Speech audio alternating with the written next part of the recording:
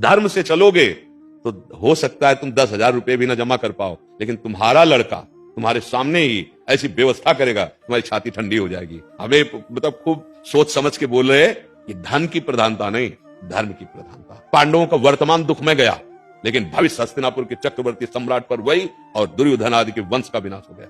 धन का महत्व रखोगे तो बुद्धि भ्रष्ट कर देगा। महाराज जी, हम तो लक्ष्मी जी यही कहते हैं, पहले बुद्धि विवेक दे, फिर हमारी जो बुद्धि के विवेक के हिसाब से हाँ, ऐसा मिले। लक्ष्मी जी का वाहन आपको पता क्या है? उल्लू।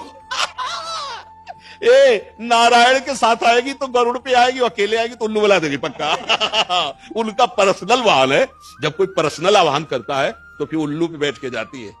और अगर वो नारायण, तो फिर जब नारायण आएंगे तो गरुड़ पर, गरुड़ महाज्ञानी अर्थात ज्ञान विज्ञान अच्छा। और उल्लू का मतलब है कि दिन में उसे नहीं दिखाई देता, रात में उसे दिखाता है। मतलब ज्ञान में वो अंधकार रहता है और अंधकार में उसे ज्ञान समझ में आता है। उल्टा बुद्धि उसकी हो जाती है। वो पापाचरण में सुख समझता है और धर्म कर्म को नहीं समझ पाता, भगवान को नहीं समझ पाता। तो मुझे लगता है भगवान का आश्रय लेकर धर्म पूर्वक चलने से जो हमें सुख सुविधाएं मिलेंगी वो कुल परंपरागत में लाभ देती रहेंगी। मनमानी आचरण करने से हम अपने पुत्रों का भविष्य नहीं बना सकते। क्या फायदा तुम्हारा परिवार असंतुष्ट हो और करोड़ों अरबों रुपया तुमने जमा कर लिए?